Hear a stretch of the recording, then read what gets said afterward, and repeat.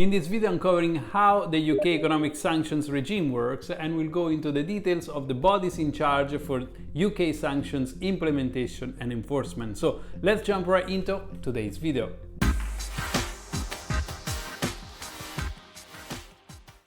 Hi and welcome to FinCrime Agent, my channel where every week I publish a new video to boost your awareness about anti-money laundering and financial crime prevention. According to the 2021 Annual Sanction Regulation Report issued by the British Foreign, Commonwealth and Development Office, the UK has 18 autonomous sanctions regimes and 12 mixed UK-UN regimes, which it uses and maintains under the Sanctions Act. Additionally, 6 UN-only regimes and their designations are implemented in UK. But how economic sanctions work? So let's start immediately by covering the type of sanctions measures that are currently in place in the United Kingdom. Sanctions against trade, such as embargoes on certain weapons and other trade-related restrictions.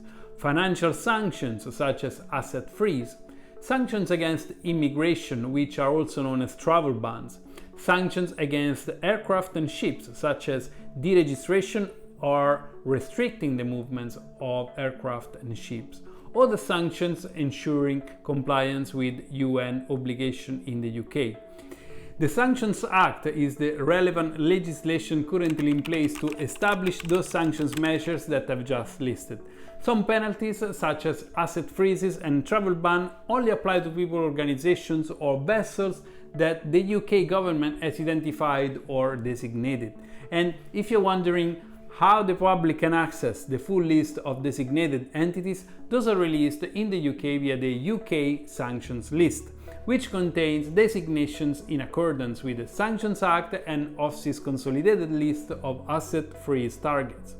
Other sanctions measures, like trade sanctions, have a broader scope and often includes specific actions related to certain nations and people linked to it.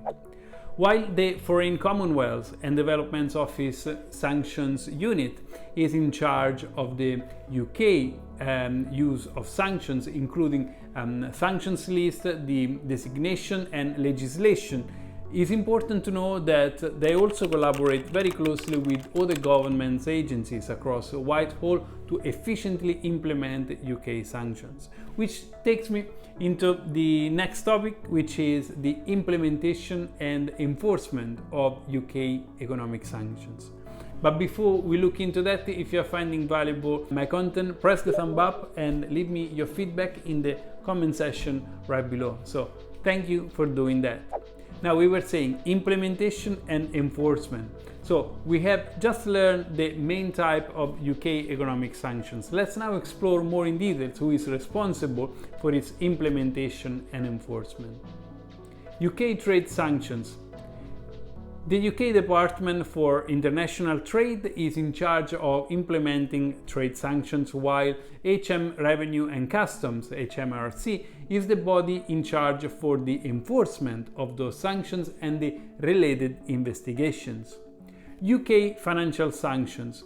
UK financial sanctions are created, put into effect and enforced by HM Treasury. Also, it's important to know that the understanding of financial sanctions are ensured in the UK thanks to the work done by the Office of Financial Sanctions Implementation, which is the OFSI, who helps companies understand their financial sanctions obligations and also assess compliance and suspected breaches.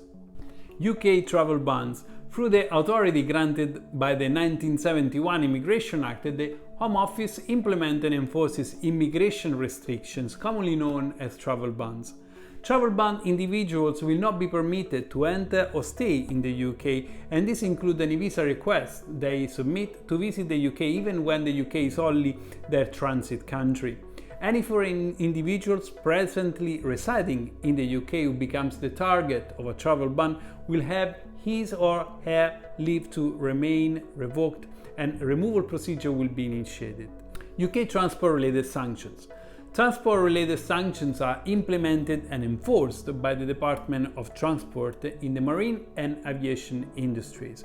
Although the Civil Aviation Authority, the CAA, the Maritime and Coast Guard Agency, MCA, The National Air Traffic Service and ATS and airport operators all assist with the implementation of those transport-related sanctions. So those are the sanctions specific regimes within the United Kingdom. If you're keen to watch other sanctions-related videos from my channel, check the playlist that comes up at the end of this video. And if you're finding valuable my content, press the thumb up on this video and leave me your comment in the comment section right below. And lastly, thank you for watching. Hope you have enjoyed today's video, and until next time, see you soon.